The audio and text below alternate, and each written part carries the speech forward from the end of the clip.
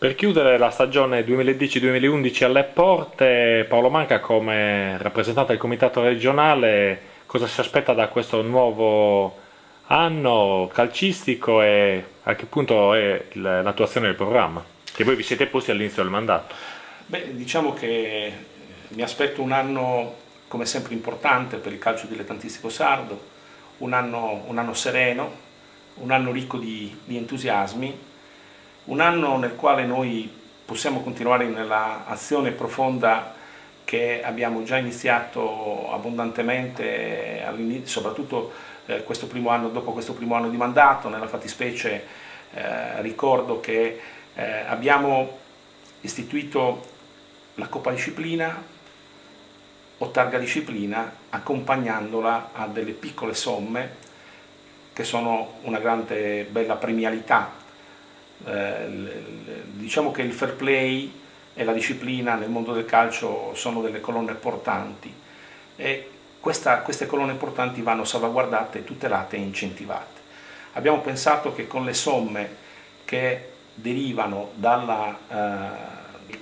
questi denari che derivano soprattutto dalle sanzioni che vengono purtroppo inflitte alle società, potevano trovarsi le risorse per premiare quelle società particolarmente virtuose dal punto di vista disciplinare. E quindi oltre che materiale, palloni in questo caso, che servono sempre nel mondo del calcio, anche piccole somme possono aiutare le società e possono far capire che quel premio adesso è davvero un premio particolarmente ambito, e non soltanto perché è ambito il premio per uno che fa fair play, per uno che fa della disciplina una bellissima arma. Altra cosa importante, speriamo di poter realizzare quest'anno il cambio di sede, la sede delle società sarde, il cambio di sede del comitato regionale che diciamo è in corso. Ci sono dei lavori in corso, speriamo entro l'anno di poter passare tutti alla nuova sede federale.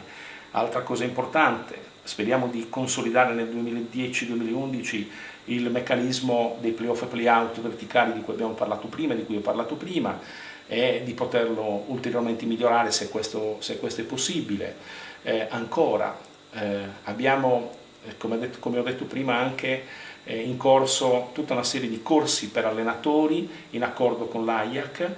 Ancora c'è da dire che vorremmo fare un percorso virtuoso per quanto riguarda la distribuzione alle società di defibrillatori.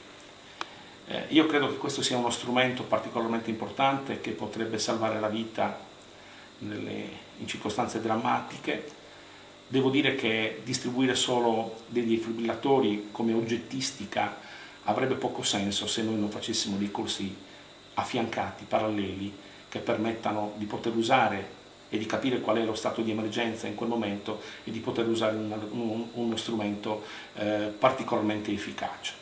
Per cui parallelamente alla distribuzione dei defibrillatori faremo dei corsi per dirigenti, dei corsi per allenatori, dei corsi per le persone che vivono all'interno del mondo dilettantistico e che diventerebbero davvero efficaci se oltre lo strumento avessero anche le capacità per capire che quella difficoltà con quello strumento può essere risolta e salvare qualche vita umana. Diciamo che questo è quello che mi aspetto e mi auguro che succeda nel prossimo anno sportivo per tutte le società sarde. Quello che ci auguriamo anche noi naturalmente, l'auspicio è anche quello di avere una maggiore collaborazione tra tutti i soggetti coinvolti, il mondo arbitrale, il mondo ovviamente federale, le categorie coinvolte, quelle degli allenatori, ma soprattutto che ci sia un riavvicinamento da parte dei tifosi che purtroppo spesso preferiscono stare seduti comodamente in poltrona la domenica e magari anziché venire a sostenere le proprie squadre, le squadre dei propri paesi, i propri amici, ecco, che giocano e che hanno veramente bisogno di tenere alto il nome del calcio dilettantistico e naturalmente di quello sardo. Speriamo veramente che ci sia anche un ridimensionamento dei costi, finalmente che la crisi economica serva anche a sgonfiare un po' gli ingaggi di alcuni giocatori, magari a utilizzare queste risorse per i settori giovanili che sono veramente il motore, il cuore pulsante del calcio sardo.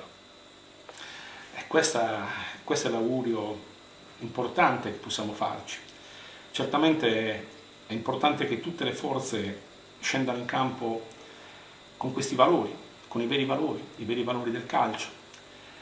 E io chiudo dicendo che tutti coloro che vivono nel mondo dello sport, tutti coloro che vivono nel mondo del calcio, tutti coloro che comunque partecipano alla vita del calcio, i dirigenti federali, i dirigenti di società, i tecnici, i giocatori, gli allenatori, i tecnici allenatori, i tifosi, possano tutti insieme far scendere i valori del calcio.